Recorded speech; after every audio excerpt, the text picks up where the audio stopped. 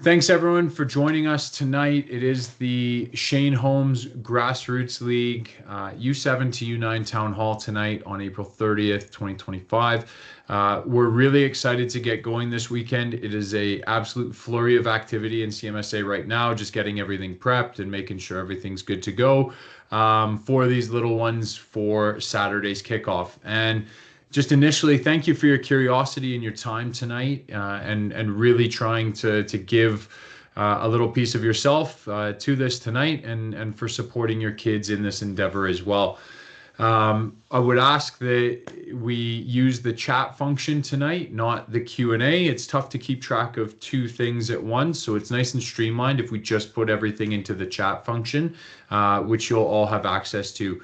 We tend to disable the microphones and the cameras really for bandwidth, so that things aren't choppy and things aren't cutting in and out with people that might have their cameras on and their mics unmuted. This will be available as a recording on YouTube right after we're done. So this will finish, and I'm sure we'll upload it probably tomorrow onto our YouTube account. So please look for it there, and if you've got any questions, there'll be some contact info at the end that you can reach out through. So with no further ado, I'd like to start us off with our welcome and land acknowledgement. And in the spirit of reconciliation, we acknowledge that we live, work, and play on the traditional territories of the Blackfoot Confederacy, the Siksika, the Kainai, the Piikani, the Tsuut'ina, the Stoney Nakoda Nations, the Métis Nation Region 3, and all people who make their homes in the Treaty 7 region of southern Alberta. A bit about us at CMSA, and we're going to start tonight with a bit of that, and then we're going to get into the pertinent info about the U7s to 9s in the Shane Holmes Grassroots League. Our mission is that we're dedicated to working with our member organizations to develop, organize, and promote opportunities which allow all participants to achieve their full potential in a safe, meaningful, and inclusive manner. And tonight, you're going to hear about all of those participants, from admins to operations people to referees to coaches, and most importantly, to players and yourselves as parents. Our vision is about elevating and uniting our community through soccer. And so you'll hear us talk a lot about trying to bring standards up, trying to elevate, but also collaborating and trying to bring people together through the beautiful game. Our values are around leadership, stewardship, integrity, excellence, and communication. And we fully expect that if we are not upholding those values and the behaviors associated with those values, that we should be called out for that, and that you should be holding us accountable to those things. Before I go any further, I want to make sure that I acknowledge Kim Kerr, who's on the call tonight as well. Kim does a tremendous amount of work behind the scenes. And when I say tremendous, I mean everything and anything at all hours. Kim is helping to pull the strings behind the scene. And Kim's an integral part really of what happens at CMSA in terms of all of the scheduling, all of the Grassroots League prep, part-time staff.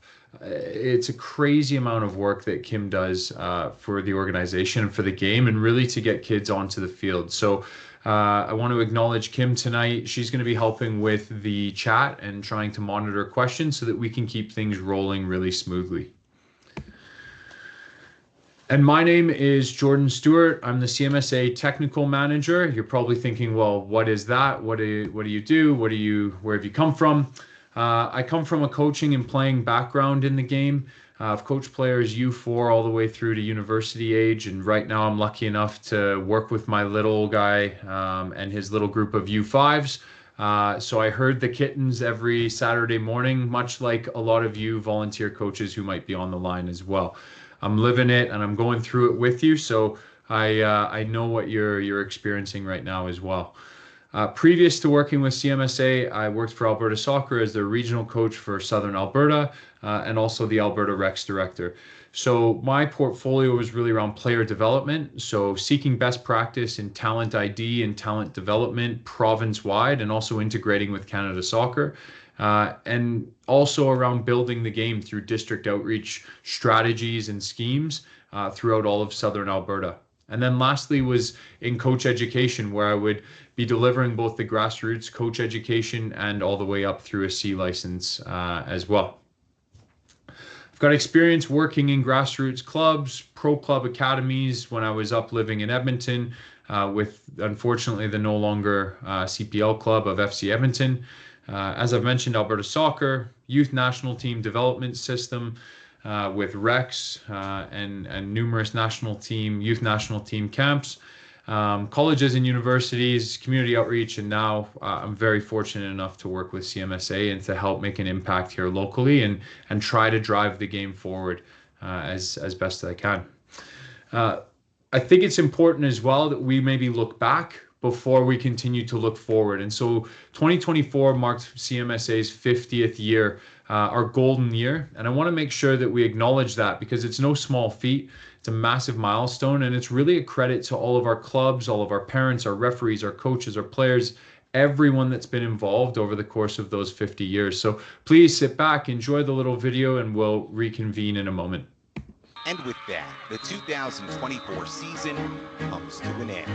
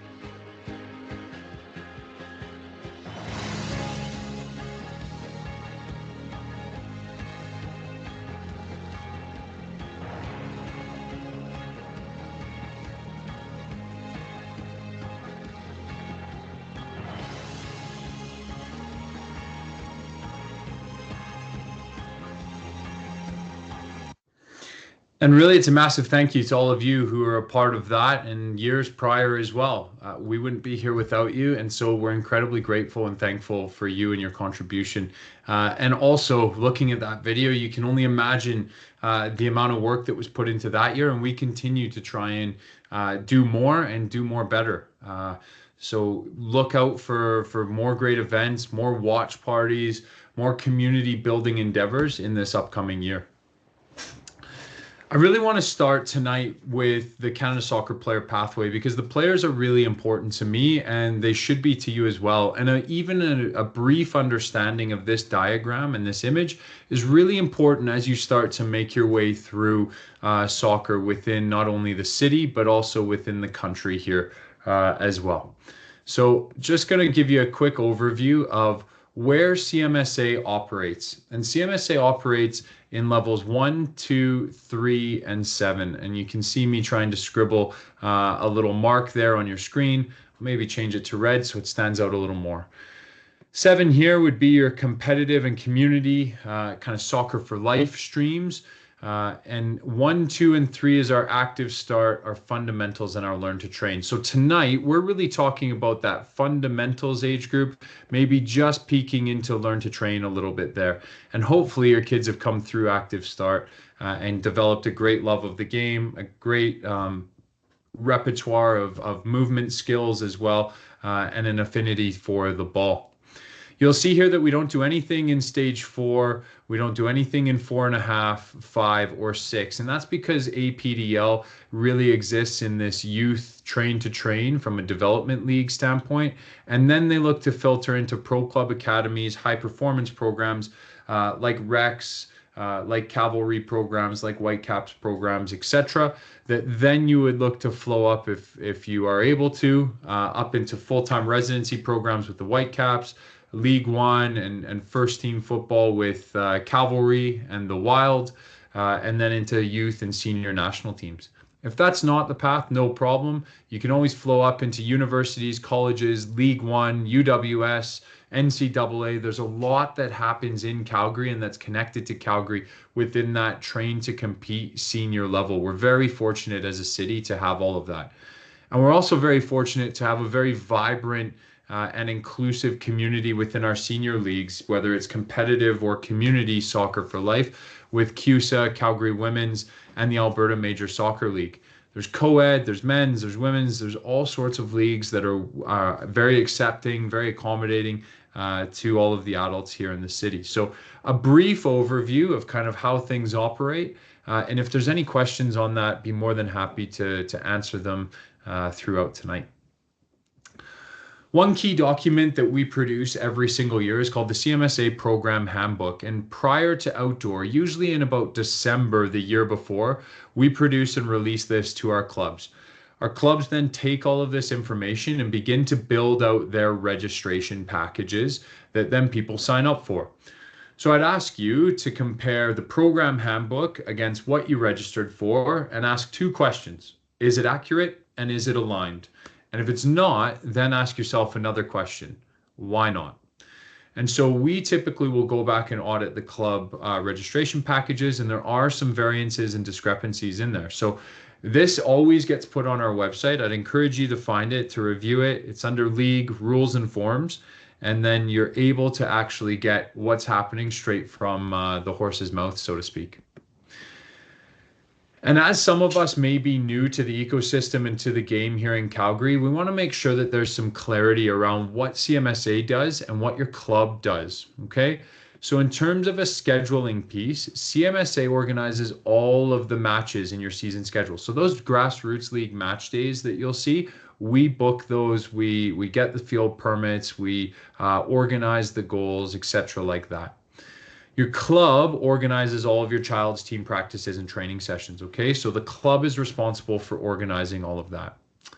In terms of placement, we work collaboratively with our member clubs to put all the groups and teams in the most fitting division, okay? And we're going to talk tonight a little bit about open rosters that helps with that with the clubs, and I'll touch on that. But your club is responsible for putting your child onto a team or a group, whatever methodology they're using within their club. The coaches, we put coaches through formal coach training, which we'll speak a little bit tonight, and your club finds and retains and develops its coaches all the time. And then for jerseys, we provide the U7 to U9 Grassroots League jerseys, very gracious from Shane Holmes and Macron, and it's for the clubs who order them, okay? So we provide those. And anything U10 to U19 is the responsibility of the club to provide. So we try to get everything kickstarted. We try and make it as economical as possible straight off the hop and make it really easy. I want to also take a second to applaud all of our clubs for their efforts in becoming licensed clubs within Canada Soccer. This is no small feat, whether you're a National Youth Club license holder or Standards for Quality Soccer, SQS holder. All of these clubs have been put through an evaluation and met criteria that have given them their club license. So SQS will go through 30-odd criteria around administration, technical, governance, finance, etc. And National Youth Club license holders will go through approximately 130, 140-odd criteria. I'm sorry, the numbers escape me right now. There's a lot in my brain and a lot going on, but much more criteria for National Youth Club license and much more expected of them as well in terms of pathway and in terms of resources and things like that. What I don't want to have happen is I don't want to have people say, well, National Youth Club license holder is better than SQS. There's just more criteria to satisfy, and it's more, there's a lot more to be built out. What I would say is there are fantastic clubs at both levels of club licensing. And keep in mind, this is the top and the bottom essentially, or the beginning and the end. There's still two levels of club licensing in between there as well that we haven't rolled out here in Alberta yet. So what I would say is if you're thinking, oh, well, I need to move to this club or that club because of this. Well, no. Does your child love their coach? Do they love the players that they're playing with? And is it close to home and easy for you? Because if those three questions are yes, yes, and yes, you've probably got a really, really great home right now, and there's no real need to move. So why do I mention club licensing? Well, club licensing is an acknowledgement that our clubs have met a certain criteria, but it's also had ramifications on the overall soccer system.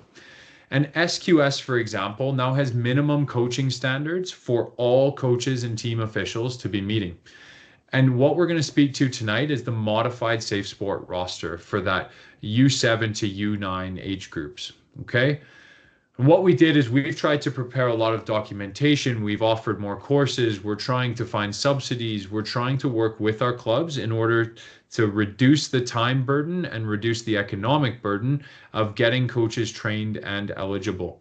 So you'll see here that we created a essentially choose your own adventure kind of image where all of our coaches are expected and team managers are expected to go through and get their police information check with vulnerable sector search. Then they would look to complete respect in sport, activity leader, and then depending on the age and stage that they're working with, it will continue on. So for tonight, it's around fundamentals, a theory and a practical, and then if they're looking to continue through and complete the rest of these safe sport modules, fantastic, but it's not a requirement for these age groups, which I'm going to show you. And so what have we asked of the clubs? Well, we've said that you no longer can be putting one person on every single one of your rosters that satisfies the criteria. All coaches need to be eligible and satisfying this criteria because we know that the technical director is not out at 200 games a week. We know that. And they can't be in two places at once. So all coaches need to be trained. They need to be eligible. I think you get where I'm going with that. There's also a club accountability piece where they need to be doing what's right, not what's easy. And that their willingness to adhere to just these basic standards are going to determine their longevity in soccer here. So what are those standards and what are those expectations? Well, we've tried to boil it down into one simple chart of what the expectation is. And previously in CMSA, this is all we asked of coaches. We said, can you get your police clearance done and can you get your respect in sport activity leader done? Now, with club licensing, you'll see that it's changed to include a requirement for the fundamentals theory portion of the course to be done. That's required. It's online, it's asynchronous, it's at your own pace. It's a great course to give you some more tools in your toolbox. We recommend that you go and do the practical session where you're on field working with an LF and you're getting even more experience and feedback amongst your peers and also from very experienced professional coaches as well here in the city. If you're interested in those practical dates, you'll see fundamentals is coming up right away. So May 5th. Typically, there's less demand for those, but if there is a lot of demand, we will always add more courses to this list. So please keep your eyes out for that. There's also some additional coach ed if you're interested. We offer our technical culture series. We try and do one about quarterly where we connect local coaches with international and national experts. In January, we hosted Rich Fagan and Jesse Marsh here in Calgary to share with local coaches and to really try and have honest conversations about how they're trying to develop players and share some tips and tricks. MLS Next has got a goalkeeper education series. If you're interested in learning more about working with goalkeepers, there's also body confidence sport webinars on, and Making Headway has undergone a refresh that is now written by world leaders that have penned the international consensus statement on concussion and is genuinely a world-class educational offering within the NCCP and within the locker. And speaking to coaches, right, we won't expect anything awful within the U7s to 9s, but we need to keep this mentality going as we continue to age up or as we continue to work with players that you do have a code of conduct, and this is available in the CMSA rules and regulations. So I'm not going to spend all night going through it. You can have a read through of that and look to refresh your memory. But really, we do have certain conduct expectations for everyone. And the image on your screen is around, it's an analogy that if you wrestle with a pig, you only get covered in you know what, and the pig actually enjoys it. So everyone on this call is going to set the standard and is going to become a champion of what's acceptable in terms of a sporting behavior and what's not acceptable. Okay. What's not acceptable is yelling at kids. What is not acceptable is cutting playing time of these kids. What's not acceptable is yelling at coaches or yelling with opponents, acting aggressively. These are not pro-social norms that we're going to tolerate, and we're not going to tolerate any abuse of referees either. So we know that referees aren't in this age group tonight, but you might have an older child in a different age group. So this is just a blanket statement there. Because in those same rules and regs, parents, you have a code of conduct as well. Okay? Players, if you're on the call tonight, you also have a code of conduct, and you need to be reviewing this and abiding by that as well. And so again, in some of those older age groups, we've got field marshals around the fields that will be designated by an orange armband, and they're empowering one person to speak up on behalf of referees. Not so relevant tonight, but at all of our match days for the U7s to 9s, we will have CMSA part-time staff there. They're going to be the ones who are ensuring that this is a positive sporting experience. And if you're asked to leave, we're expecting you to leave because you're clearly not exhibiting the behaviors and aligning to the same values and philosophy. Okay? Those field marshals involved in pregame scripts. So we're trying to humanize and connect the referee, humanize and connect the team officials, humanize and connect the team captains right off the start. Not so relevant tonight, but I wanted to give you a quick overview. Two blanket pieces that I want to talk to quickly is around the teal shirt campaign and what we're trying to do with referees, because part of your player fee, even though you don't have referees within your game, is still going to referee development and referee attraction initiatives. And then also the Empower Her initiative, which is around furthering women and girls in soccer. So from a referee standpoint, we've got extra entry-level courses. We've included more female-only courses, and we're looking to recruit approximately 300 referees per season right now, because we're making a commitment to have 3-person crews from U12 to U19, tier 1 to 3. We will be the first district and first region of this country to be able to do that this outdoor season. So we've put a ton of effort into this. We're committed to elevating the game and committed to elevating the playing experience, because we hear two things constantly with referees. We need better referees and we need more referees. No problem. And I'll speak to how we're getting better referees in a moment, but we're definitely trying to bring in more referees. She Can Ref is an initiative to connect female referees and to provide female referee development here in Calgary. They meet kind of twice a year to begin with, and look to try and help develop them, because it's a shame that now that the Calgary Wild FC are in town, we don't even have one female referee that can referee in that league here in Calgary. It's a shame. It's a travesty. It is not good enough for a city with this kind of structure around the game and this kind of quality within the game here as well. If you've got some older kids in your house, we also have Project Ref if you're receiving some kid sport funding, where any of those kids can go and get their referee training completely paid for, and any of their upgrading or equipment paid for if they are a kid sport athlete. Our Teal Shirt campaign is around anti-abuse and support within our new referees. So you will see them wear a teal jersey with first-year referee written on the back of it. That's essentially the big stop sign that kids' hockey jerseys have, to say stop, don't question, don't abuse, don't even have a go, because that could be literally their first game on the field. And I know that if I was to step on the field as a referee tomorrow night, I would be nervous. As a grown adult and as a grown man that's grown up playing throughout his whole life, it would be a nerve-wracking experience. To try and help keep these brand new referees involved, we connect them with a mentor, and these mentors work with these new referees approximately 4 times over their first season to help them feel safe, to answer questions, to support them, and to be on site with them, making sure that they are comfortable and supported. These mentors go through an education so that they're aligned in how they're mentoring, and we're also offering additional monthly education sessions for any referees. It's free of charge. There are no barriers to entry anymore, and so that's a key piece. So more, they're coming, better, that takes time, but it's only going to happen if we stay off of them and we let them learn, we let them make mistakes, because by U14, U15, that's when you're going to need the referees especially. Okay, so if you've got older kids, if you're on the sideline, there's referees, cheer. Okay. There's also the zero tolerance policy that gives referees additional powers.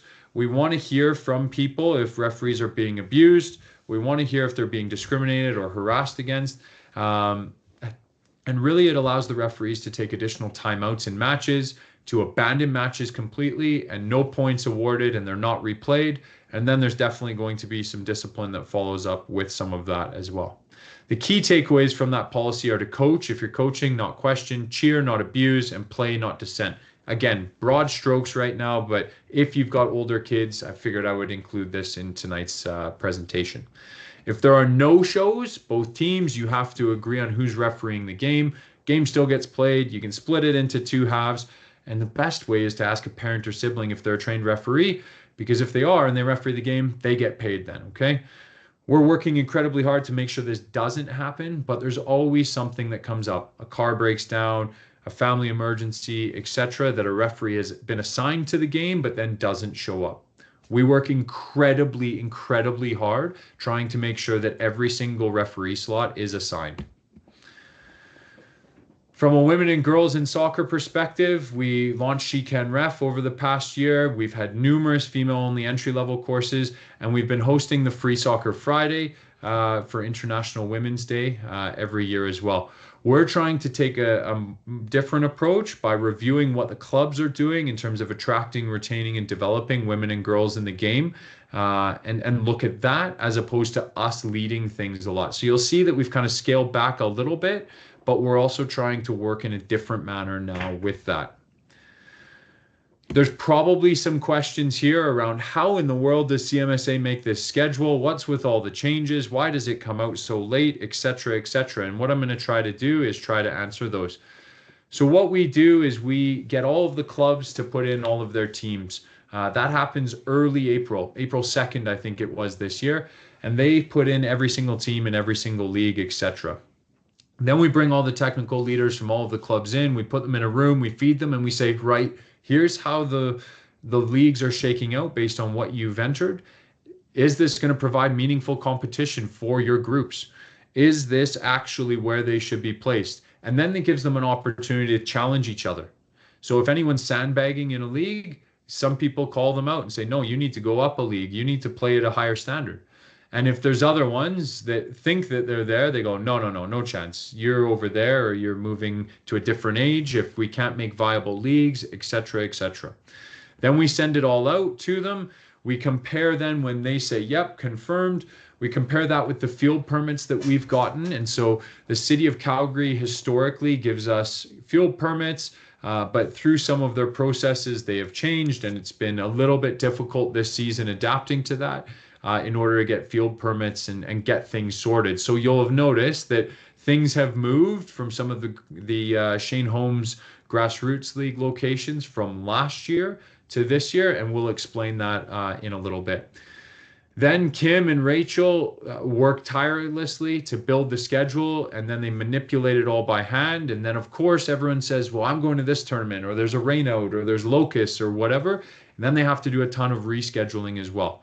So in total, I think it's around 5,500-ish games. And Kim, you could probably correct me if you wanted, that these two ladies schedule every season. It's an enormous amount of work. They literally lock themselves in a room and no one's allowed to talk to them while they do it. So honestly, it is one of the most thankless parts of the job, I think, in terms of no one's ever really 100% happy with the schedule that they get. But there is a ton of effort that goes into it and loads of variables and moving pieces that have to be taken into account. We constantly get people that say, well, why don't you just plug it into a computer program and hit go? Well, that helps us, but then there's still a lot of manipulation and trying to make sure that home and aways are right, et cetera, et cetera. So tremendous amount of work. It is always impressive to see the final product in my mind, because I cannot do any of that. You'll see this within the Shane Holmes Grassroots League for sure. You'll see age exemptions. It's formerly called biobanding, and what it is it's a flexible player placement process and technique where we're not placing players all the time based on their chronological date of birth. we're now allowing clubs to be more flexible and place them based on their physical maturation or potentially their mental maturation or some social needs or hey, I need this one to play here because that's the only ride and it's a single mom working 3 jobs and that's the only time that those two can get to soccer. So we're trying to be flexible. We are following up with clubs as well, asking for additional rationale, maybe of players that you think, wait a minute, not so sure about that. So the clubs submit them to us, we approve them or deny them, and then the clubs email each other saying, hey, we have age exempt players on this team, just so everyone knows, so everyone's accountable, and that there is a certain level of communication that goes through the environment. Our expectations are that this is done for the player's best interests. Okay, now some people will be cynical on the call and they'll think, well, we'll just age exempt players just to win or go to provincials or whatever it is. Well, when that's the case, that's when we begin to crack down and then we remove the actual privilege from the entire club because they're abusing it. In the kind of 4 years that this has been going on, we've had some complaints, but we've really only had complaints enough about one team that we've followed up and gone and seen. And then that led to us revising and reviewing it. And we've actually put together an analysis of how the trends have been over these 3-4 years of the bio banding and age exemptions as well. So we've modified rules along the way to make sure that they still work and that they still fit and that we're accomplishing the things that we want to accomplish. In terms of tournaments and events, I'm not sure if any of you are really going to be old enough, but again, if there's some older ones on the call, no problem. Victoria Cup, the registration for that's been extended until Friday, I believe. There's 23 out-of-town teams, including loads from central BC, some from Toronto, etc., that are looking to come and play. Our Fairway to Footy is our second annual golf tournament. Last year was amazing. We raised over $50,000 for the game. We're encouraging people, if you want to come out, have a great afternoon. You can talk to anyone who was there. They'll say it was one of the best golf tournaments that they've been at. I'm not just saying that because I wear this stuff tonight. This is the feedback from people who were there. If you want to sponsor a hole, if you want to buy a foursome, donate a silent auction item, we would love to talk to you. Please reach out and we would love to hear from you. In terms of Grassroots Rally, for all of you on the call, it's going to be June 21st at your normal match day locations, I believe. Cal Tire Calgary Cup is July 4th to 6th. And then you'll see that there's a fall series as well for some of the older age groups. And there will be another tournament or event launched in October as well. So keep your eyes peeled for that. I swear I'm almost done. I'm almost into the U7s to 9s. So thank you for sticking with me so far. Free Soccer Friday. Free Soccer Friday is a drop-in soccer opportunity. And really it's about unstructuring the game and giving it back to the kids. It helps them to develop communication ability, leadership, conflict resolution, inclusion types behaviors, and also allows them to play in mixed age environments that are very unstructured. So if we look at a lot of talent development research in terms of elite performers in the world, there's common threads, and those common threads are around high amounts of mixed age play, access to facilities, unstructured environments, and that's what we're trying to do with this. Yes, it's about inclusion, it's about giving opportunity for anyone to come and play the game, but it's also a talent development scheme as well. And we're trying to do that through connecting community, through Free Soccer Friday. And we're very gracious to Service Credit Union, who's sponsored the event and who has stepped up massively. The upcoming dates are Genesis Center on the 2nd, and then 2 at the Calgary Soccer Center, both outdoor and indoor through May. Typically, these run the first 3 Fridays of every single month, but please check our website to see any upcoming dates. We all need to be aware of this, the lightning and adverse weather policy. So back when I was playing, it was around if you saw lightning, you'd count. And if the thunder was within 10 seconds, well, that meant that we shut things down. Well, it's evolved a little, and now it's when thunder roars, go indoors. So when you hear thunder, The game or training or match day will be stopped for a minimum of 30 minutes, and that 30-minute clock restarts on every audible thunderclap. Okay, so it could be 10 minutes, another thunder, 30 minutes starts again. So do not be surprised if this happens at one of the match days, that we will probably just be going home at that point, and we're going to prioritize all of yours and all of your children's safety with this, because the last thing we want is anyone to be struck by lightning.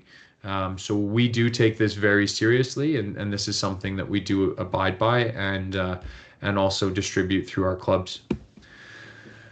There's also an air quality policy where this will likely look to evolve through the summer season.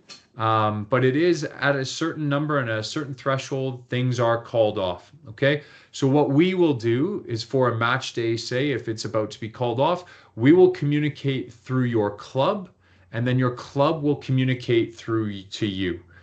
We could also communicate straight to you via email, okay, through our Demosphere system. So please, before you leave for a match day, maybe check the email, check the team snap, etc., just to make sure that things are still on, if it looks a little dodgy out or if it looks quite smoky as well.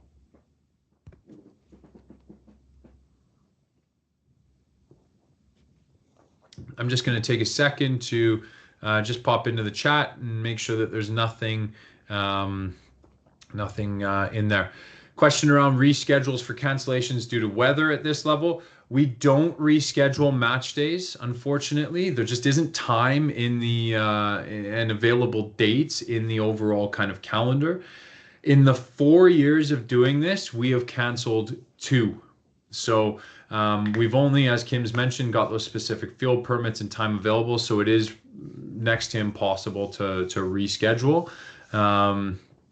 But in 4 years, we've only had to really cancel 2. And one of them was kind of halfway through the day as well. So we've been very lucky, and knock on wood, again, with the weather. And this opening weekend looks like it's going to be a beautiful one. If you've not fallen asleep, this is where we need you, right here, right now. Fields for Our Future is by far our most important campaign that we have going on right now. And if you haven't seen it on social media, if you haven't seen it through your email, now is the time to pay attention and to take action as well. Fields for Our Future is really about trying to advocate for soccer facilities in this city, because right now we are out of space. And what we have access to is falling behind significantly. We have aging facilities that lack proper spectator viewing. I'm sure everyone on this call would agree with that and probably applaud that. Outdoor fields are quite worn down. They're poorly maintained, and they're really not built to support today's standard of play and infrastructure that's needed for the game. We are at a tipping point where this upcoming indoor season, you will likely see, and likely, I'm going to say very, very likely, see divisions and age groups capped for registration, because we simply have no more room. We are completely out, and we will be literally trying to shovel off mall parking lots to try and run games if there is any more capacity. Because right now we're experiencing 10% growth year over year.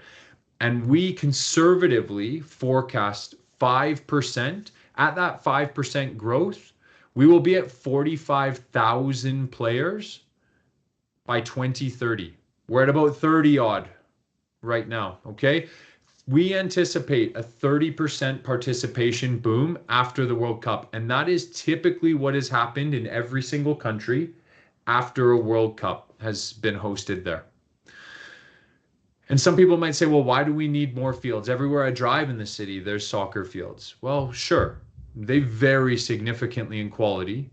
Loads of them are riddled with gopher holes. The goal mouths are destroyed. The nets are crooked.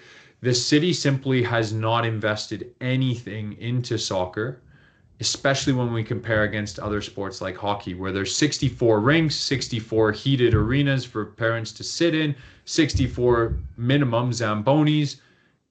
You see where I'm going with it. It's not like hockey teams supply the nets that they have to play on. It's not like hockey teams are the ones who are having to resurface the ice because the surface isn't good enough to play on. So we need them also for outdoor games because there's 222 games were rained out last season, and those games could have gone ahead, or a portion of them could have still gone ahead. So what are we advocating for? Well, we're advocating for field houses. We want hard-walled facilities that are modern, that are going to guarantee us year-round access and free up additional training space at other facilities. We want to enhance existing infrastructure by bringing them up to modern standards of the game to ensure safety and playability, not just for this generation, but the next generation as well. And we want to make sure that we collaborate with the city so that we can help to lead the design of these soccer spaces, and that we as soccer receive a proportionate access to city-owned soccer spaces. It seems crazy when I tell you this, that soccer fields are not just for soccer. They're classified as a rectangular field with the city and is bookable by many other sports that are rectangular field played on. So we want to make sure that we are advocating and that we are heard.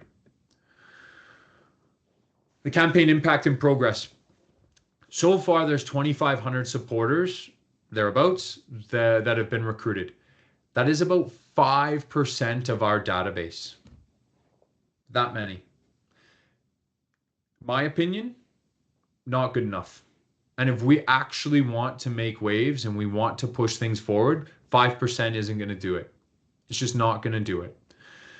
So get your phone ready, because on the next screen is a QR code that you can become a supporter. It costs you nothing, by the way. It's an email address, and then you click once on the email you receive. You click another time to send an email to all of the elected officials in your postal code. Done. It literally takes 5 seconds. There's been almost 2 million impressions on our social media ads. We've engaged with 12 government officials to date, not including all of the mayoral candidates that we've had to take the pledge. And I'll talk about what that is.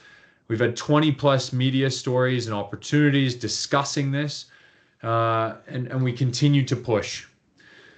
We're going to continue to advocate and build campaign awareness. We're developing business plans as well to demonstrate both the need and the opportunity. And as I've said, we've encouraged those mayoral candidates to take the pledge by committing to prioritize our sport in city council. They literally are signing off on it. So our ask of you, and please, I can't see you on the other side, but I'm hoping I see this and then I see this. Join the movement, please, and sign up as a supporter. Then share it with everyone you know, your neighbors, your aunts, your uncles, your grandparents, your whoever, your dog, if they'll sign up as well. And get them to send an email to their elected official asking them to prioritize soccer infrastructure. It's vital. This is going to become a non-negotiable. And as I've said, we are simply out of room. So if you want your kids to continue playing into the future, this is a vital, vital campaign, especially for your children. On a bit of a happier note, we've got some summer camps going on as well. The Boys Football Fest is going to go July 28th till August 1st. We're hosting that at the Shane Holmes West Soccer Dome, so it will go ahead no matter what, rain, shine, smoke, anything. It's going to be a great week. They're full day camps as well, so it's easy for you as a parent to drop them off in the morning, pick them up in the evening, or pick them up after work, and away you go, okay? It is a multi-sport camp. There's stuff being offered, or sorry, I should say added to it daily, phenomenal activities.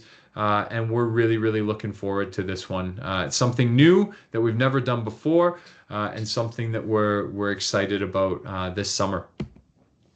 You're probably wondering, well, wait a minute, I have a daughter. Can she sign up too? Well, yes, there's the She Scores summer camp as well. That's into August.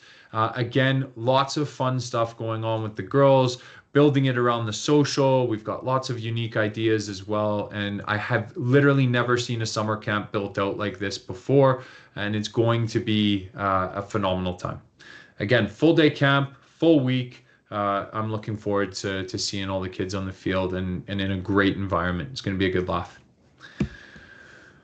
Whew. The moment you've all been waiting for.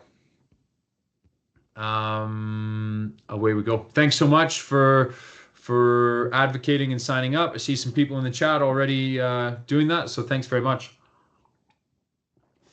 The Shane Holmes Grassroots League. We are enormously grateful to Shane Holmes, who is a title sponsor, the jerseys, the center over at the Shane Holmes West Soccer Dome. They've stepped up huge. They've been a massive supporter of the game for a long time here in Calgary. So kudos to Shane Wenzel and the team over at Shane Holmes.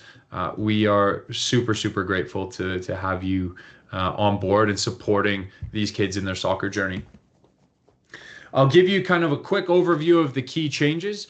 Key changes, mixed ability groups for match day all the time. And I'm going to talk about that a little bit. We've built it collaboratively with the clubs. They have said, yep, we're in. Even the detractors from seasons past. So we are watching, we are looking, and we're going to have some fun with that. We've had to modify some locations, as you've probably seen, and we've been able to offer bigger pitches as well that are closer aligned to Canada Soccer's grassroots standards, and I'll talk about that in a moment. So what were we doing? As you can see, this is the total number of players that we've had registered over numerous years, okay? I know there's a lot of colored lines on your screen, but you can see the general trends. I haven't input the indoor numbers from last year or the outdoor numbers yet from this year, but you can see that there's certain things going up and certain things going down. You'll see a massive uptick for the 7s to 9s.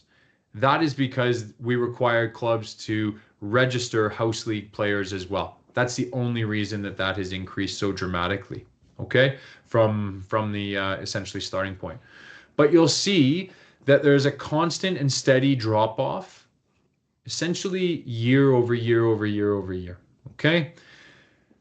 And what we know as well, that if our previous system was not retaining players very well, and our percentage chance of becoming a professional player in this country, and this was about 8 to 10 years old in terms of data. I'll redo the data here over the coming year or so.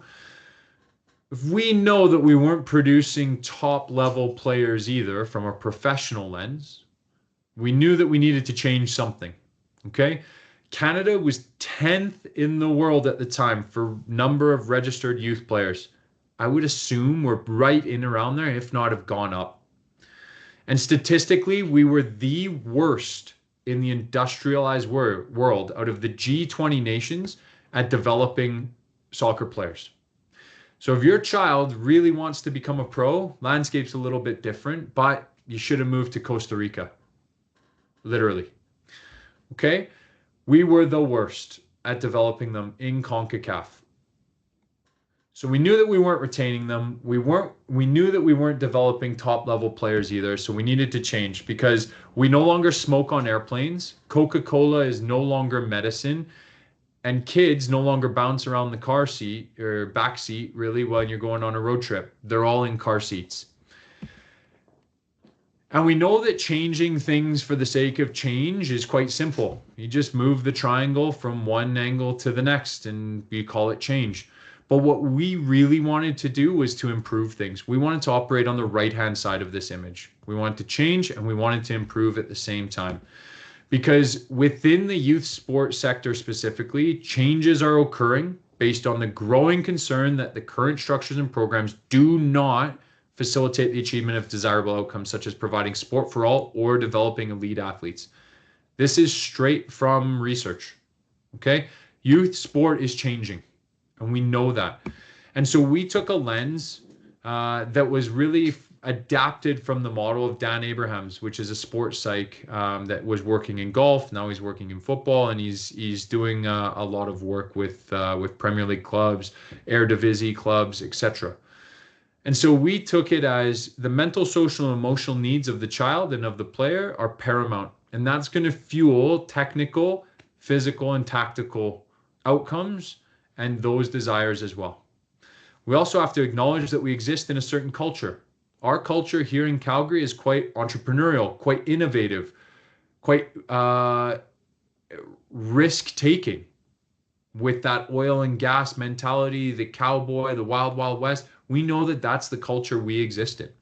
But we also know that we have high levels of participation and we've got high levels of progression. We are going to have performance in this city. Okay?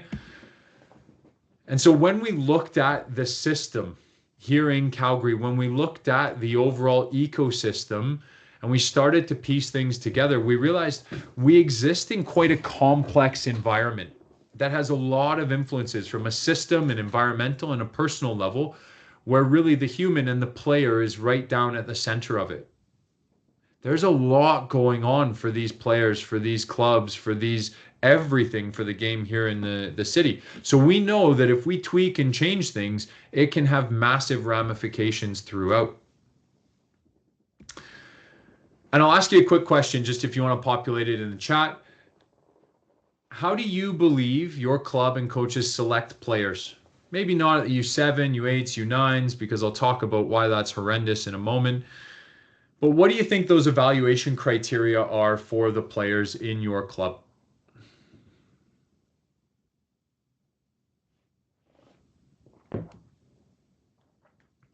And we'll talk about maybe why it maybe isn't a great evaluation tool. All right, quiet crowd. I've probably put them all to sleep tonight, Kim. So what I'm going to do is rattle on then. Or maybe people are trying to find the chat button. Well, Kind of Soccer did a long-term player development survey, and their findings were that 50% of U9 to U12 coaches said skill was how they selected players. Completely subjective, completely perceived skill. Nothing objective about it. So just skill at this moment in time, and that's where you are placed.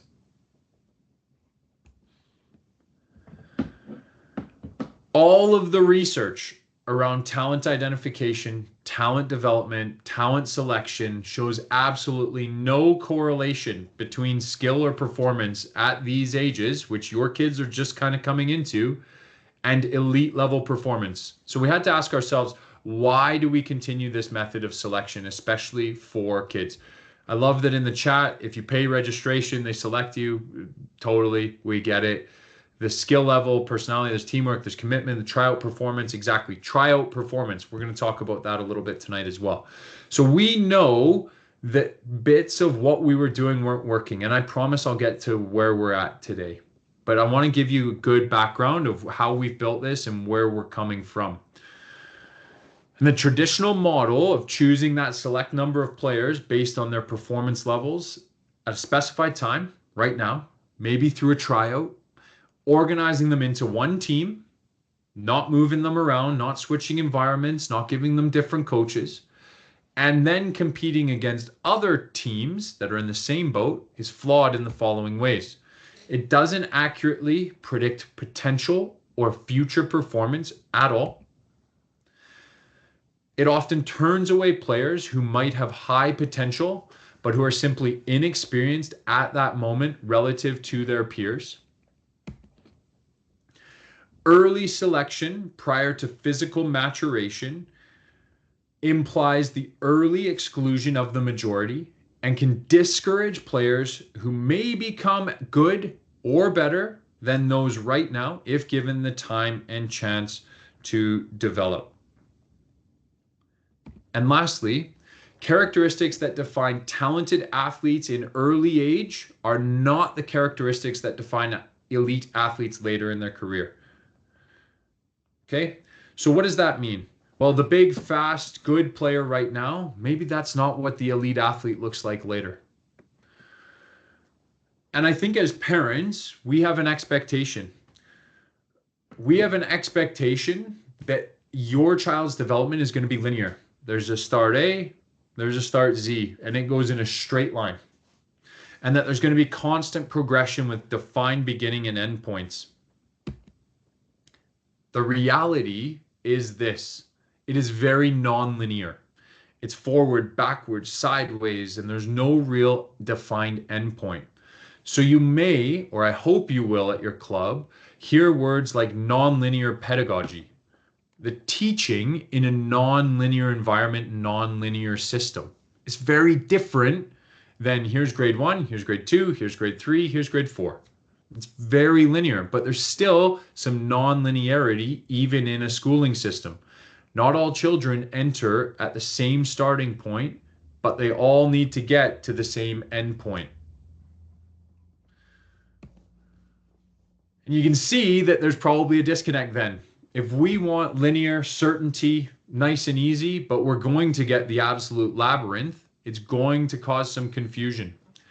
So what's some clarity that we can have then around this uh, in terms of what environments we should be prioritizing? Well, the features of positive development settings are around physical and psychological safety, where people can be themselves and be creative and make mistakes and be amazing. It's around having appropriate structures, so match formats that meet the players' needs, as well as coach training that's going to facilitate their development and help them. It's around supportive relationships and creating community and home and opportunities to belong and feel included. And also, it's around embodying positive social norms, not toxic masculinity norms of the gladiatorial nature of sport. And it's you win or you lose all the time, but it's around positive social norms. It's also around support for efficacy and mattering.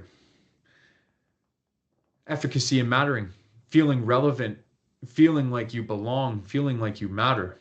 And it's around giving opportunities for skill building to build intrinsic motivation and confidence. And the integration of family, school, and community efforts is important. And really, I hear this a lot within the grassroots league. I hear, well, there's no competition, there's no scores, there's no standings, there's none of that. But what I would say is that when I go out and watch, the children compete. Children compete like crazy. They're always looking to get better and see if they can score, if they can pass, if they can beat someone. They compete. And the image on the left is maybe the most unstructured image that I could find, where one of the players playing basketball doesn't even have shoes on. The other one's in jeans. Do you think they know the score? Maybe. Do you think they're wanting that ball? Probably. Do you think they want to win? They want to beat each other? Probably. And really what we need to refrain as coaches and adults is around not comparing, because comparison is the thief of joy. So if we can stop comparing them, this U7's better than that one and this U9, no, because we're not going to have much joy with it if we start to do that. And we need to refrain our minds, because we often see competition in the role of master, and it doesn't serve the athlete in their long-term development. So we think that they develop the most on match day. They don't. They'll develop the most in their training environment, in their backyard, playing against their dog, their older siblings, kicking a ball against a wall. Not even necessarily paying private trainers and small group trainers a small fortune to be able to develop your child. Do they love the ball? Can you get on YouTube and maybe find a little activity you can do on your own? What are you curious about? What are you trying to evolve to? What are you trying to get better at? Who do you want to be when you grow up as a player? And so lots of this work is underpinned by long-term player development, which was 2008, 2009. It set out a framework for what we should be doing as sporting systems at each age and stage. Okay, these three kind of pertain to these age groups. And what happened was Canada Soccer has revised it as well and given it maybe a bit of a refresh. And they've produced the Canada Soccer Grassroots Standards. They produced it once, now they've revised it again. And this is the revised copy right now. Okay, what we have done is we have gone through it and gone, where are we as CMSA compliant? And where do we need dispensation? Where are we not compliant? And what's not even applicable to CMSA? So if we dive into this first sheet, you'll see here, these two columns, U7, U6, U7, U8, U9. You will see compliant in terms of season length. You'll see not applicable, practice to match ratios, 1-to-1, one training session, one game a week, maybe maximum 2-to-1. U8s, U9s, 2-to-1, maybe 3-to-1 from your clubs. Practice durations, etc. Match days per week. You'll see things here like maximum goal size. And I'm going to put my hand up in front of all of you tonight and say, We are not compliant right now with the maximum goal sizes at U7, U8, and U9. There's a rationale for that. We have invested a significant amount of money, close to $200,000, into making sure that we've got the proper goal sizes and that we've got the proper infrastructure. This was previous. Cost efficiencies got us 4x6 goals for the U7s and U8s right now. You'll see here that it's a 3x5. So I'm going to be writing into Alberta Soccer and Canada Soccer saying, hey guys, is a 4x6 okay with you? And if they say yes, then great. If they say no, well, we need to figure that out. You'll see here a 5x8 goal for the U8s and U9s. Our U9s will play on a 6x10 goal with a goalkeeper. We had to invest in that far post goal because it's good from U9 to U13 with extendable crossbars.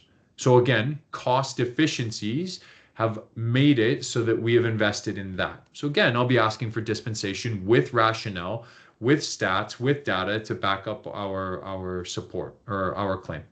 You'll see here field sizes. You'll see a not compliant. We are not compliant right now with our U8 field sizes. We will hold our hand up. When this comes into rule and into Canada Soccer's rules and regs in 2026, we will be compliant. We are not there yet, but we're getting closer every single season. You'll see dispensation being asked for because in indoor, it changes a little bit. In indoor, depending on the venue, the field sizes are tweaked a little bit, and these are the facility constraints that I can't control, unfortunately. You'll see other things like match durations, maximum match time per player per day, etc., dribble in, pass in, retreat lines, everything like that. And you'll see that we are not compliant yet with a retreat line at our grassroots league ages. You'll see dribbling and passing, we are compliant.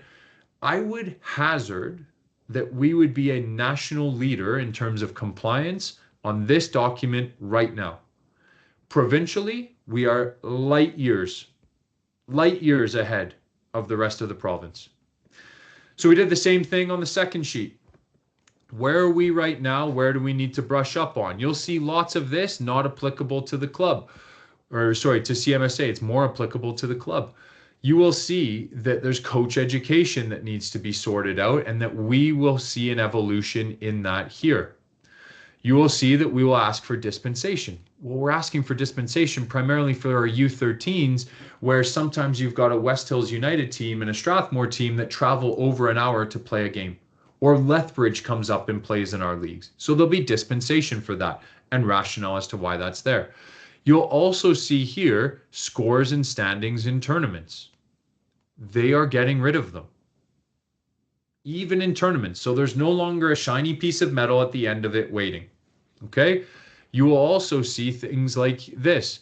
Teams cannot be formed using tryouts or similar evaluation methods. No. No tryouts, especially for these young kids. And you'll see that this is going all the way up to U13. You'll also see tiering of players is not permitted before U10.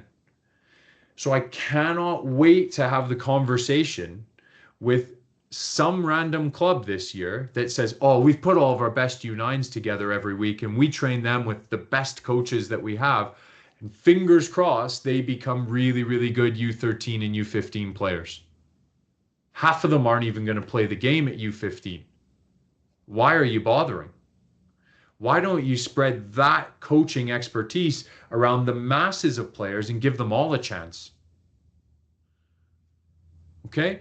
And you'll also see something here, must support open rosters that allow movement of players between teams on a regular and ongoing basis. We'll talk a little bit more about that. Someone on the call might be thinking, why in the world do we play small-sided games? 7v7 at U9 is what we should be playing. People say it all the time to me. All the time. And I'm so glad that England has finally come to their senses and they are moving their game formats smaller and smaller and smaller and smaller. They've seen the light. Germany's seen the light. These world football powerhouses have seen the light. But for some reason in soccer, we need to rush towards the big game as quickly as possible here in Canada. It blows my mind with some people. So we went and we kept studying. Why have we developed it this way? What's underpinning it? Well, Manchester United did a 4v4 pilot scheme with the English FA and the Manchester Metropolitan University. So they did a qualitative analysis and a quantitative analysis.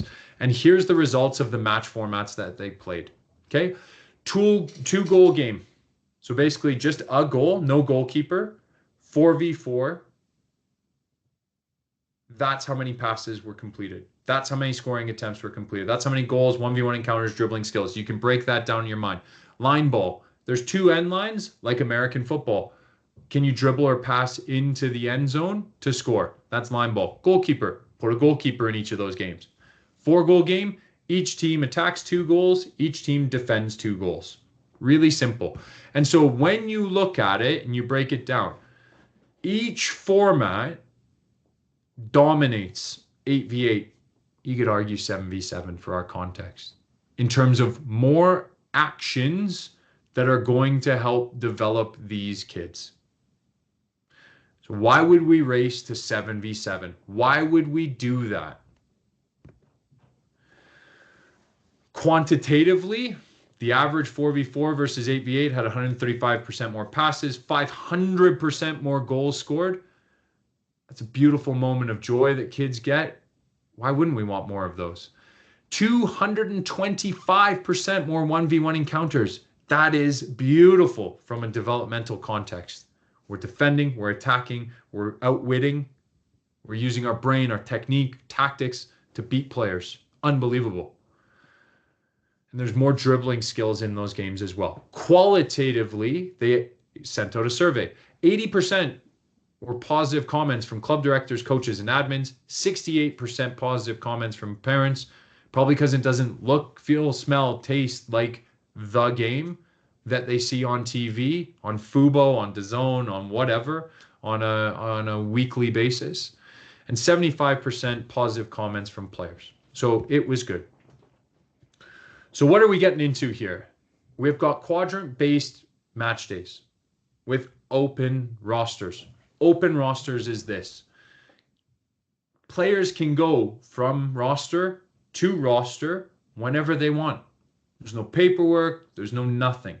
They could go from U7 to U9 if that's going to be what's right for them. They can go from U9 to U7 if they're brand new to soccer and if it's not going to be a safety concern. We are being very flexible and we are putting the emphasis on the clubs to be developing players and making good decisions with, not for, but with the families of these players. Okay? Just because you get moved from one group to another or one team to another isn't a bad thing. It's a beautiful opportunity to meet new people, develop new skills, and to express yourself in a different manner. Unbelievable life skill. Because with people changing jobs constantly, you're constantly adapting to new environments. Heck, we even change spouses and significant others often enough. We've constantly got to be adapting. This is a life skill that we need to be embedding early on into these kids. What are you going to see? You're going to see small-sided games, 3v3s, 4v4s, 5v5s, because 80% of parents, 93% of players, and 94% of coaches indicated that playing time was very to extremely important to youth sport participation. Playing time. So why have we gone to this model, you might ask? This model, compared to the traditional model that CMSA and loads of other places in this province and country still run, would be put 12 players on a roster, play 3v3, and 9 players sit there and watch and do nothing. We've said, great, let's take that same 12 players and start up 2 games. And we've actually increased the playing time 3.16 times and not charged anything extra. You're getting 3 times the value, 3 times the playing time in this model. So, hey, 3 times the playing time, maybe arguably 3 times the development if we're saying match days are what develop players, which we're not, but Some people might think that way. Question in the chat around some clubs do put all their best players together. The skill discrepancy was very high last year, and those games were so uneven, the kids get highly discouraged, and it kills the joy and fun for the game. I know kids who quit soccer because they said it wasn't fun. The other coaches are not on board for the ways to balance the game, i.e. add another player to the weaker side. We'll talk about that. What do you recommend when it's not fun based on the skill discrepancy, like 15-0 games? Reach out. Let us know. Let us know, and let us and me take care of it. I have had numerous meetings and numerous conversations with clubs that have been detractors of this philosophy and mentality for a long time. I'm going to say this. There's only a couple clubs that feel like their way is better, that feel like grouping the best ones together is better, that feel like not moving them and not separating them is a better model and a better wheel. We're working actually on ways right now to say, no problem. Club, you don't want to buy in? All good. Here's your refund. Get out. No problem. Go and play somewhere else. Go organize your own matches. It's all good. We don't want you here either. Because if you can't buy in, all you're doing is destroying it for everyone else. So we're actually coming down with a bit more of a heavy hand with this, and it's going to be a bit more forceful this outdoor and going forward. We've been very cordial. We've been very patient. We've given clubs a lot of time to reorganize. The time is up. And it's a joke that they can't figure this out at this point. And someone's going to record this and someone's going to send it to their club and say, oh, Jordan's going off again. No, it's just unacceptable. So it's not a problem. We'll find solutions. We'll make sure that this can get done right. And if that means that groups are then removed from the grassroots league, no problem. I'm comfortable with that. Another question. Open rosters for games aren't mandatory, but just an option. Moving kids around for games doesn't give them a sense of team, which is so crucial for sports. This has been brought up from players, coaches, parents, and even coaches. Yeah, we play a team game. No doubt about it. This isn't golf. This isn't tennis. We play a team game, right? And the feeling of team needs to be thought of a little bit differently within this model. And so we have clubs in Calgary that are experiencing unbelievably high player retention rates. Do you want to know which clubs are doing that? The clubs that are doing that are the ones who have bought into the training methodology and this methodology of open rosters. The ones who write on the board on the day, hey, here's team A, here's team B, here's C, here's D, go and find your coaches, away you go. Because they have highly qualified coaches, they have flexible environments, and they're putting the needs of the person and the player first. If that player socially really wants to play with their friend or two friends, no problem. They keep them together. They mix in some of the other ones. And the coaches in those clubs are working with all of the players. All of them. Because I don't mean any disrespect to any volunteer coaches out there, but there is a significant difference when I turn up to my Saturday session with my U5s, with the U5s that I have the privilege of working with. When I turn up compared to someone who's just been guilt tripped into doing it and thrown a bag of balls at their feet and said, we need someone to coach. The experience is significantly different. And that cannot be the case. We need to make sure that if we have high quality coaches, that they are working alongside those new coaches, that they are improving them, and that all players are getting the opportunity to get a fantastic developmental experience. It is not good enough to say, here's good players, good coaches, go work with good players. No. If you want to draw similarities to Iceland, and everyone wanted to copy and paste the Iceland example when they had some success at a World Cup, they've got highly qualified coaches working at the youngest age groups with everyone, not just the ones who show some potential. not just the ones who are big and fast and strong, not just the ones who have been playing in their backyard and football's a part of their family culture from the age of 2 or 3 years old, or they've been popped out of the womb and they sleep with a soccer ball every night. There is a significant difference. Okay.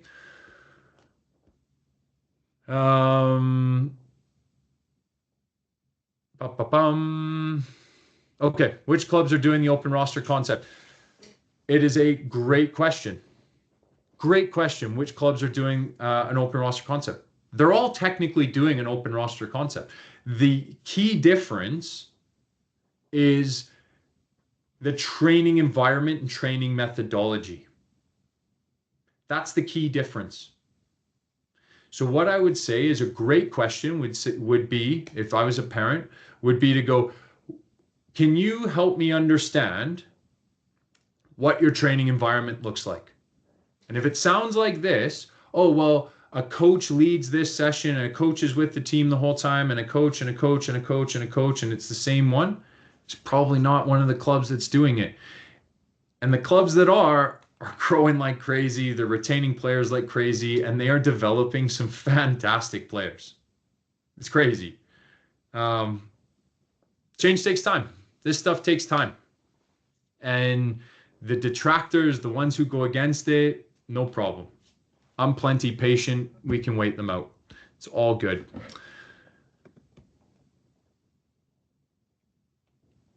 The clubs that aren't are definitely ones that are bigger, that have problems with scale, that cannot get qualified coaches, that are losing qualified coaches. Those are the clubs that are having problems.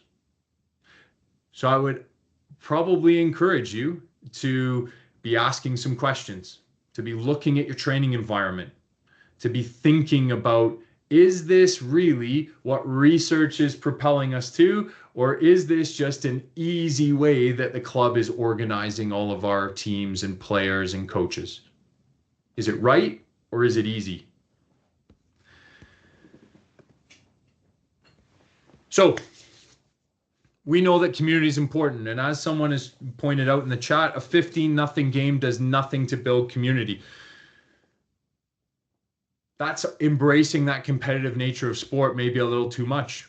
I'd ask the question of, why haven't they mixed up the players? Why haven't they just said, stop, this isn't right. Hey, club representative who's on site, come and mix up some players or find us another game. This is not right now. Why hasn't that happened? Why do we allow for those kinds of things to go on? Because we're not fostering a sense of community and connection when those things go on. And it's really necessary for the social climate to motivate their children to develop. As you saw in the comment, children quit, clearly not motivated to develop. And that's taking a lens that this is my team, this is very serious, this can't be playful. And seriousness is the thief of playfulness. And this needs to be playful. This needs to be inclusive. What you will see, U7s will play 3v3, as I've already said. They won't have a goalkeeper. Someone is going to write me an email and say, Jordan, you were on the town hall, in the handbook, all over the place. It says no goalkeepers. There were kids being goalkeepers. And I'm going to say, that's awesome. If that's how that child wants to express themselves, feel special, feel like they're contributing to their team, who are we to take that away from them? Let them stand in a 4x6 goal. Is it really hard to score? 100% it is. Is it the absolute end of the world? No. No, it's perfectly fine. When the ball goes out over a sideline, or even the end line, it's a dribble or a pass in to restart the game. No throw-ins. Please, no throw-ins. The kids can't do it anyway. And dribbling or passing the ball in allows them to make another football action, allows them to have another 1v1, allows them to have more time and contact on the ball. And when you score, run back and touch your own goal, so it gives that team a chance to pick the ball of their net and look to go and start attacking. Get some territory up the ground. They'll play 3 20-minute matches on the day, and there's no scores, no standings. The U8's exactly the same as what I've just talked about, but in a 4v4 context. Again, it says no goalkeeper. If there's a goalkeeper, it's fine. Laugh it off. Be playful. It's okay. I've had I've had kids who want to be goalkeepers who are doing private goalkeeping training at these age groups, have their parents come up to me and say, "Oh, our goalkeeper trainer says this is no good for him or her. They want to be a goalkeeper. They're not playing in goal." And I was like, I don't even know if your kid's going to keep playing the game at 12 years old. What are you worried about being a goalkeeper for?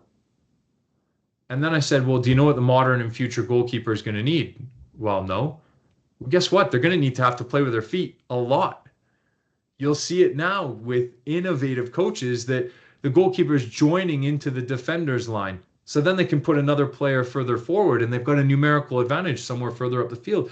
The goalkeeper is going to become a weapon and is a weapon in today's game and is going to be even more in the future game. So how are we preparing these 6, 7, 8-year-olds for the game 10 years from now so that they have the functional skills to thrive in that game?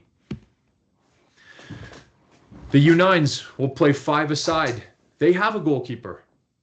We are adamant and advocating like crazy that clubs rotate players through the goalkeeper position and give them all a sampling of that. Why? Because they constantly are asking us to change the goalkeeper call-up rules at U12 and U15 and whatever because there aren't enough goalkeepers, especially on the girls' side. Because letting a goal in, it means letting the whole team down, means social exclusion, means disappointing your peers. That's not enjoyable for any kid, and it's even worse on the girls' side, where we know social connection fuels acceptance, which then fuels performance. Where on the boys' side, typically it's performance gets you accepted socially, and then you're good to go. So have them play in goal. Have them be a little uncomfortable. Have them be nervous. Have them be a little scared. That's okay. The U9s will play 2 25-minute matches, and then they have formal kickoffs after goals. So you'll see a stepladder approach of very unstructured 7s and 8s. A little bit more structure with the U9s. A little bit more structure when the 10s and 11s come in until you work your way up into the fully fledged structured game, okay? Again, no scores, no standings for them. I want to talk about that player groupings piece. You will see it. This is produced. I'm sorry that there's a typo on this. I was over eager. I thought that there was 8 match days this year. There is 7. Cancel that June 28th one on the bottom of your screen. It's until June 21st, and that's our Tim Hortons Grassroots Rally at the end. But you will see mixed ability groupings. It's really the club's final chance. We've tried to work with them, be patient. If they can't buy in, then they're buying out. And that's totally fine. I am actually going to skip over this video. We have a video on YouTube around handling the match day logistics. We will probably send that out as a link to your email. Watch for that. It's getting long, so I'll continue to go forward. If there are lopsided games, this is not a reflection of you as a coach. This is not a problem. It happens, and it's okay. That you can add an extra player onto the field, and that's great, because I watch it at recess. There's 3 good players that play against the 9 new ones. Okay, it seems to work there. Why can't it work here? You can mix up the players all together. Mix some of yours up with some of them, and have a really great day. Have a great 15 or 20 minutes. It's okay. It's not going to destroy their development. In fact, it's probably going to help them even more. That now they've got something different to deal with. They've got a different challenge, a different stimulus. So you can mix them up. We've got pennies on site. Use them. Or swap goalkeepers, right? One goalkeeper's facing a lot of leather. Well, swap them. So then the other one gets some work as well and develops with their hands, and the other one in possession can develop with their feet a little bit. You now are not part of the 60% of parents that didn't know any of these strategies. So advocate for them. It is not a shame thing when these bits happen. It is okay. There are mechanisms in place to help these kids, for us as adults, to facilitate the game in the proper way, to help them. You may see some potential modifications throughout the summer. We might play around with a match format. Okay, we might throw in a 4-goal game one week, we will communicate that well in advance. We'll give everyone lots of notice. We're not just going to spring it on anyone, but we want to actually see what the player experience is like one versus the other. Because there are certain schools of thought, I would say globally, where they are constantly changing up the match format for the players at these age groups to get different outcomes as well. So I'm intrigued by that. I'm curious. I'm not going to use your kids as guinea pigs, but we want to see maybe, and it's a big maybe because it's a massive logistical piece, what that may or may not look like. You'll see on your screen as well where the clubs are competing, so where their groups are at. You'll see Central and South being combined. We constantly hear a certain amount of feedback that we want to have a variety of opponents. And that's not just from the South, it's from a lot of different areas. So variety is important. So we're trying to get that in the most equitable manner that we possibly can. Okay. You'll also see on your screen the quadrants of play and where those are. You'll see the Northeast plays at the Genesis Center, and one match day, June 14th, is at Our Lady of Fatima. We talked about the city permits and permitting process. Well, it's difficult, so one of them gets moved. Northwest has been moved from Dalhousie to Ascension of Our Lord. A lot of those clubs in the Northwest probably said, hey, it's going to be at Dalhousie or it's going to be at Dalhousie/Edgemont. Well, when you go to Dalhousie, as any of you have probably been, it's very difficult on a Saturday, right? That community association is very, very active as well. And honestly, the field is destroyed. It is done. It needs a year of rest and it needs some time to recuperate. So we want to be good corporate citizens and partners with the city and with the communities as well to make sure that we can do that. So we found another venue at Ascension of Our Lord quite late on, put in a permit and was working like crazy to try and get that permit sorted. It literally got sorted, I think it was like Thursday at noon. So quickly scheduled, and that's why it's at Ascension of Our Lord. It's going to be a phenomenal location. It's enormous. It's allowing for expanded, bigger pitch sizes that meet all of the current grassroots standards. I'm really excited about Ascension of Our Lord. It's going to be a great spot. Central and South is split between Flames Community Arena and Andrew Sibbald and the Lake Bonavista kind of community there.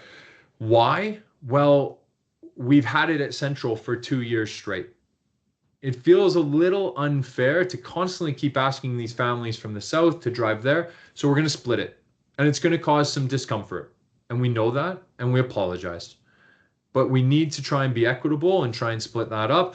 So May is going to be at Flames Community Arena, and then June is going to be Andrew Sibbald. Oh, the other aspect is we didn't get permits for Flames Community Arena for all of the June dates either. So again, permitting process has made us try and shift things as well. Okay. I will glaze over this, but your club has roles within the Grassroots League. This is in the handbook that you can find. You will see it is clearly defined what they need to have. You will see club's technical leader and what their responsibility is to be on site as well. If they are not on site, let us know. Actually, you know what? Don't bother. Our part-time staff will let us know anyway. It's totally fine. Our role in terms of CMSA is all of that match day logistics, determining the quadrants, booking the fields, procuring the gear, setup, teardown, etc. There's a process to the match days where you arrive, the club lead checks in, you disperse the groups to the field. We will have the whiteboards where all the club teams are playing. We will not have team names on that schedule. Why? Because there aren't teams. There are clubs with groups, and I'm being very deliberate and very clear about that. Indoor poses a different challenge. We do things a little bit differently in indoor. On match day, we run the event. We do not move the players. We do not swap the teams. That is up to the club and the technical leads that are on site. That is their job. Develop coaches, develop players, make sure meaningful matches are happening. We will help with timing. We will help with the logistics. We will answer questions. We'll deal with the first aid problems. We'll pump the balls. We'll do all of that. We are there to try and support. Field maps, as I've said, Ascension of Our Lord is going to be amazing. This is an enormous green space that is about 75 wide by 250 long, so it's going to be incredible. We may also be using this major field that's in really good shape right now for some of the matches. So look forward to that. Your field maps at the Genesis Center will all be on the grass pitch there. Nothing on the turf. So U7s and 8s, U9s, they'll have their games there as well. When they have to move to Our Lady of Fatima on June 14th, it is the back pitch that we have. Okay, so it will look something like that. Central and South at the Flames Community Arena in May, you will see similar field setups with the U9s there, the 7s and 8s over here, and playing in a more spaced out manner in terms of schedule. Sibbald, we have the major fields there on your screen. These two fields have been closed and are undergoing some massive repairs, those two 7-a-side fields. So expect those to not be used. Lastly, we constantly get asked, where does all the money go? So we'll be transparent because we want to act with integrity. We want to build relationships. U7s, we charge $39. That's the CMSA fee that we collect from the club. So whatever the club registration was, whatever you paid is what you paid. Of that, $39 for the U7s comes to CMSA. $49.30 and $54.45 for the 8s and 9s come to CMSA there. From that, we pay ASA $6 per player. Okay? Apologies, the math is a little bit off. I did these numbers out of 8 match days. It's fractionally more expensive with 7 match days. So if you want to hammer that out quickly on your calculator, you can figure it out. But that gives you your price per match day. So we're talking about $5, $4, $5, $6-ish. Come and play. It's all taken care of, and away we go. Okay. We do have some surprises in store this year as well. Each location will have some fun stuff. So it's not bouncy castles. Okay. So don't be thinking about that. But we do have a surprise throughout it as well. Where does that money go that you pay into CMSA and that we retain? Well, the majority of it goes towards field bookings for games, paying referees, and other league-related expenses, okay? A small portion goes to help contribute towards future facility projects and upgrades, like the Shane Holmes West Soccer Dome renovation and like the Shoal Ice Bubble. A portion also goes back to Kidsport because Kidsport funds soccer families in Calgary to the tune of $900,000 plus per year right now. Massive supporter of soccer. Soccer is the largest recipient of Kidsport funding. So we need to make sure that there are funds going back into Kidsport to make sure that the game is accessible for anyone.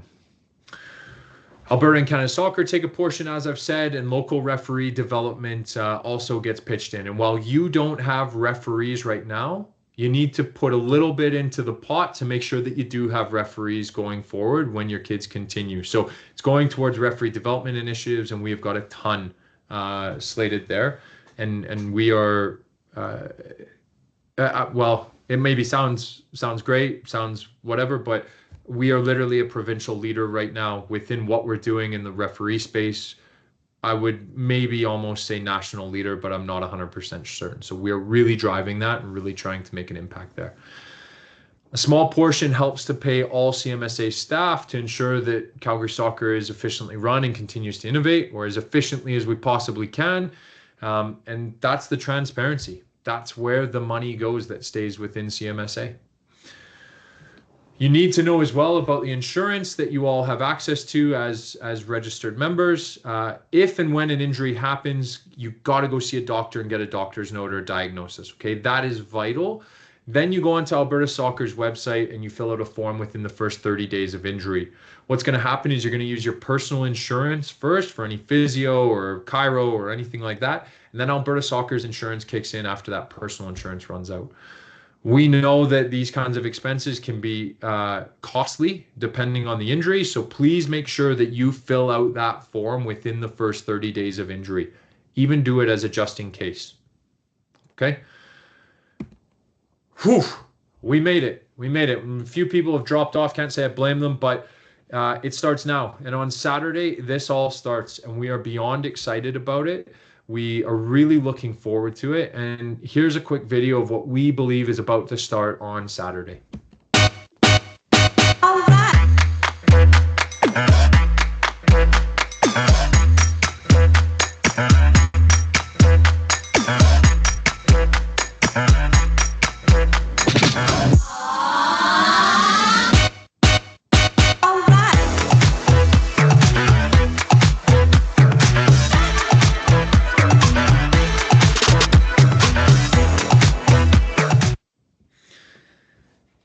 And so I'll leave you with this last image, and I'll get jumping into the chat here in just a second. But that image is really what we're trying to do, is instead of loads of us pulling the game in different directions and kind of making no progress or very little progress, we are trying to unite the game and make massive amounts of progress quickly.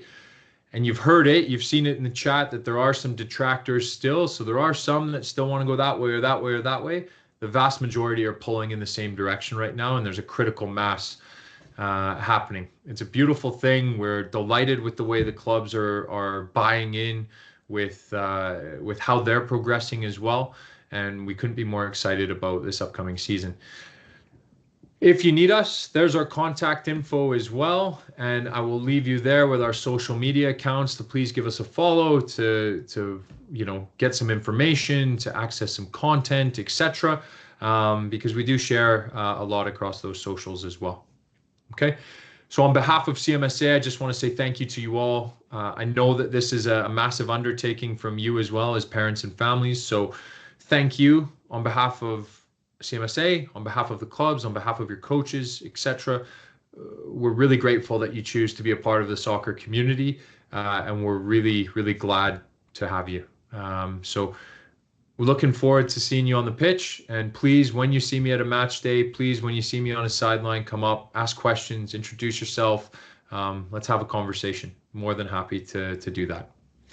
So I'll dive into the chat here in terms of Kim had said that there was something about slide tackles. How should slide tackles be handled with U9? Great question. Slide tackles are a part of the game. Slide tackles are a legal way to win possession back. Slide tackles are a potentially dangerous tackling move. And so within the Alberta Soccer Technical Committee, one of the members has put forward a memo saying, well, we should be banning slide tackling up until, I can't even remember the age, it might have been U11, U9, doesn't matter, but banning slide tackling, no slide tackling allowed. And the rationale of safety and of injury prevention, etc., is totally valid.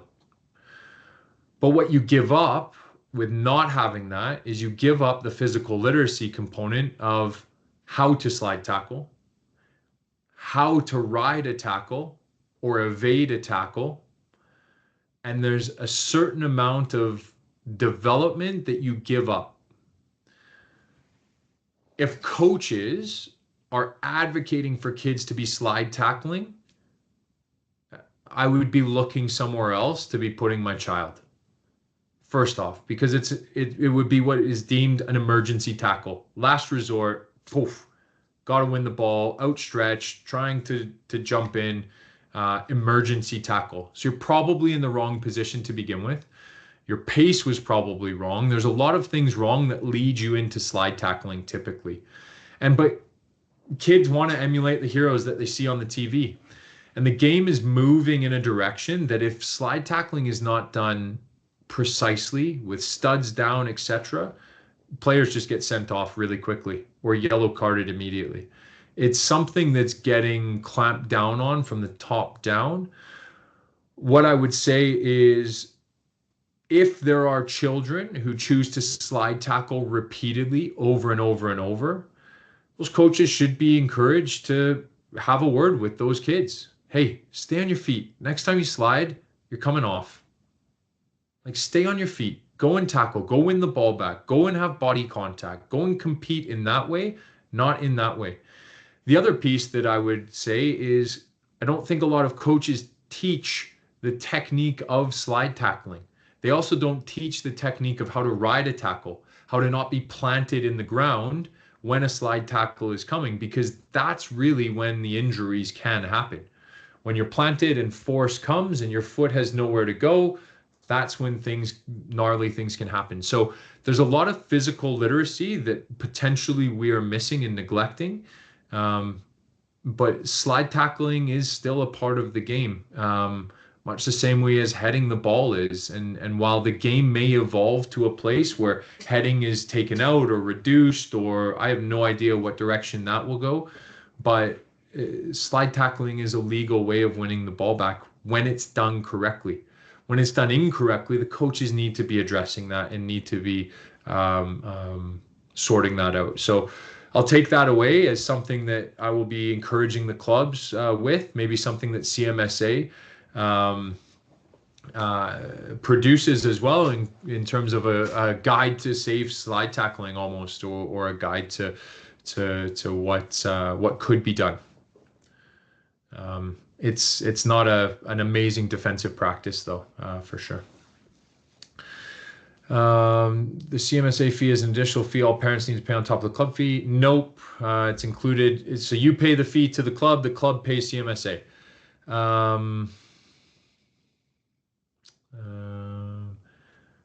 Kim's answered that. Jordan, overall, everything you said sounded great. How do you make sure the clubs are on board to do the same as you explained? One is buying a lot of lunches and having a lot of conversations. Two is allowing time and space for change to happen.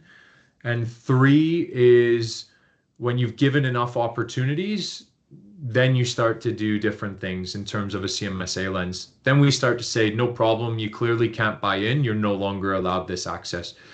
We're actually looking at other mechanisms as well in terms of what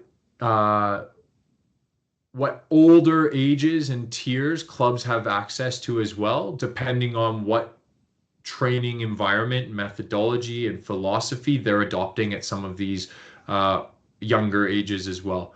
So there's both a carrot and a stick approach. I hope to exist in this ecosystem for a long time. I hope that the people that work in this ecosystem do the same. And I would rather work with them over a period of time and develop really great relationships where they feel comfortable sharing something and I can feel comfortable sharing something than just come over the top and beat them over the head with a stick and say, you have to do it this way. From year one to now, the change has been immense. It's crazy, to be honest. But it takes time. It takes time. And we can do it, rip a Band-Aid off and just say, you, and you're out. But I don't think that's what's going to be best for the players, for the coaches, for the game either. So we're working through it. We're working on it. It's not easy. Like, these are new systems as well. And sometimes when you're the first one through the wall, you get a little bloody with it and you have to kind of feel your way around in the dark and find solutions as we go. Yeah, it's a great quote. Maldini said, if I've had to tackle, I've already made a mistake. Totally. If you also look at some of Maldini's YouTube highlights, the guy flies in with slide tackles like a maniac, and he was unbelievable with it. But he's totally right. He preferred to intercept, to force possession to be lost somewhere else, and that's one of the greatest defenders of all time. So there's other ways of defending than just being a maniac. I get lots of questions on why no throw-ins. What would be your quick response to make people understand the reasoning? It's a great question. Throw-ins. One, kids don't really do them properly anyway. Two, bringing the ball down from the air is a complex skill for kids who are probably new to soccer. So it just results in a turnover anyway, and then a scramble. So it's not like it's a set piece opportunity at these young age groups. Three, a dribble in provides an opportunity for another 1v1. It allows for another opportunity to get the game restarted quicker so that you don't have this going on, looking for one of only two players that potentially are now on the field with the U7s or three with the U8s. Like there's not a lot of options to throw a ball into either. And the dribbling allows them to get it going quite quick. Pass in option as well allows them to put a ball down and strike a non-moving ball to work on their ball striking and to play to someone and then move into a supporting angle. So there's a lot more like football actions that come out of a dribble in and a pass in. Because if you look at just core skills of soccer at the most basic rudimentary level, you've got dribbling, you've got passing, you've got shooting, right? And you could even argue shooting is a different type of pass. So you've got dribbling and shooting, maybe running if you want to take out shooting. So throw-in is not a fundamental skill. It becomes a very specialized skill based on a position older ages. You know, your fullback typically takes it, your winger, etc. So it's not a skill that kids en masse need to develop. The other piece that I would say as well to that is I've gone around club house league sessions as well that still use throw-ins for I have no idea why. And so this will be part of our auditing process as well. But I watch some coaches spend 20 to 30 minutes of a 60-minute session working on throw-ins. Why? It's completely asinine. When we could have them dribbling a ball, we could have them making decisions, we could have them passing a ball, we could have them doing anything else rather than a very finite, specialized skill within the game. It would be the same as why don't we teach all players to throw a ball out like a goalkeeper or drop kick it or anything like that. Like we don't do that with all the players either. So throw-ins are really no different in my mind. So hopefully you can pull some nuggets out of that and use that as a quick response to make people understand the reasoning. And if they still don't, feel free to pass along my email. I've got no problem answering questions. Sometimes it's a bit of a delayed response, but I do get back to them and I make sure that we can have a conversation about it. If there are any other questions, cool. One more, and please feel free to just keep typing them in. Don't wait for me to finish to then hit enter or anything. We'll catch up in the chat. Should heading be banned or discouraged at a young age? The question is specifically for the grassroots ages, U7 and 9, because they are still too young for it, in my opinion. Should heading be banned? Again, a fundamental soccer skill. I think that there's going to be guidelines put in place, and I know Canada Soccer is working on those right now. In terms of what that looks like from a heading perspective.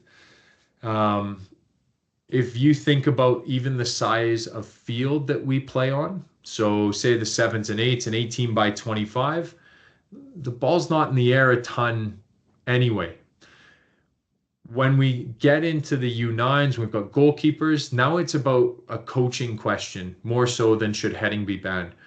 Should we be encouraging our 8-year-old goalkeepers to drop kick the ball out of their feet and lump it down the field? Well, maybe if it's on and there's a breakaway and they've recognized that cue and they're clever and they've organized it.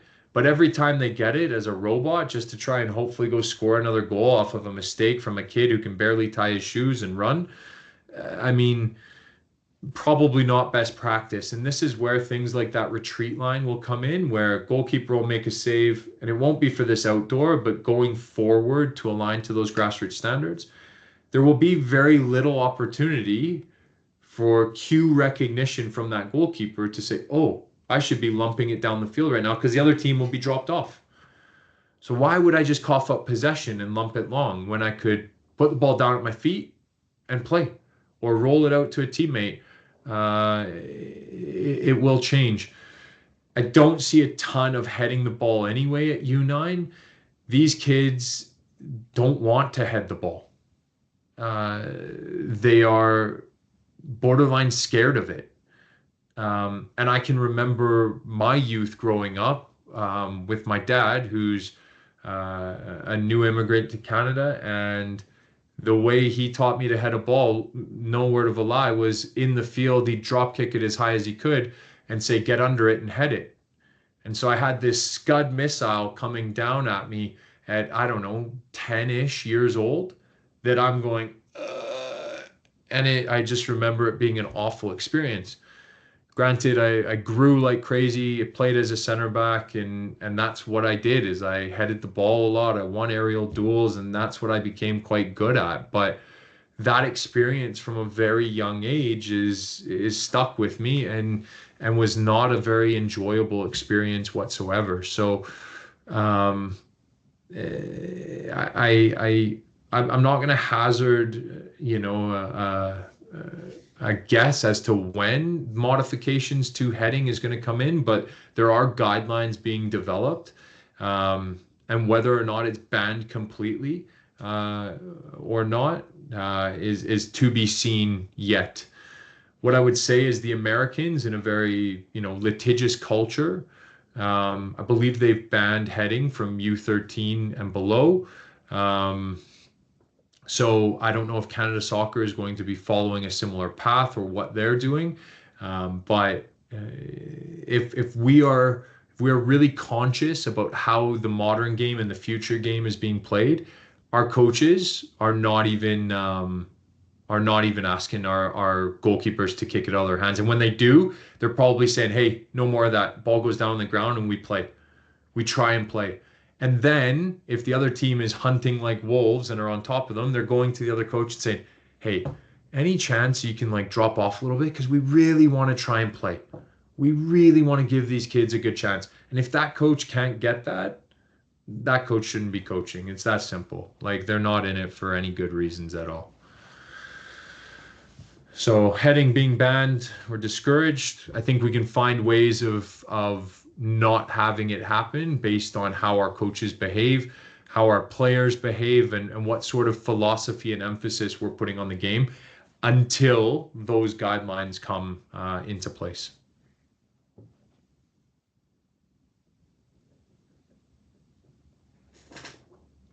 Great questions, though. Fantastic questions.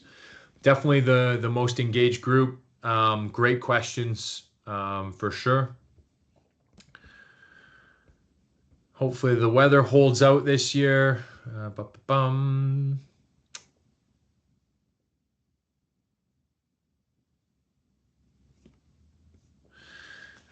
Cool. If there are no other questions, I will close things down for tonight. And either everyone has fallen asleep already, or they're busy watching some hockey game or something out of the corner of their eye. Just again, thank you all so much for giving up some time tonight and for joining us, for being curious, for being open-minded, for even saying, I don't know about all that, and challenging some of it. So thank you. If you've got questions, if you've got comments, we're happy to answer. We're happy to engage. We've got no problem. Again, I'll give you all of that info on there. And we look forward, like I say, to seeing you on the pitch, and look forward to having a fantastic summer with the kids. And yes, please, you'll see me wandering around fields. I'll probably have a small human on my hip. Please come say hello. Please come and ask questions. More than happy to answer anything. Sometimes I dress in street clothes, so I'm kind of undercover boss or incognito a little bit. Yeah, look forward to any conversation on the sideline. So cheers. I'm going to end tonight, and wish you all the best with the season, and look forward to seeing you on the pitch.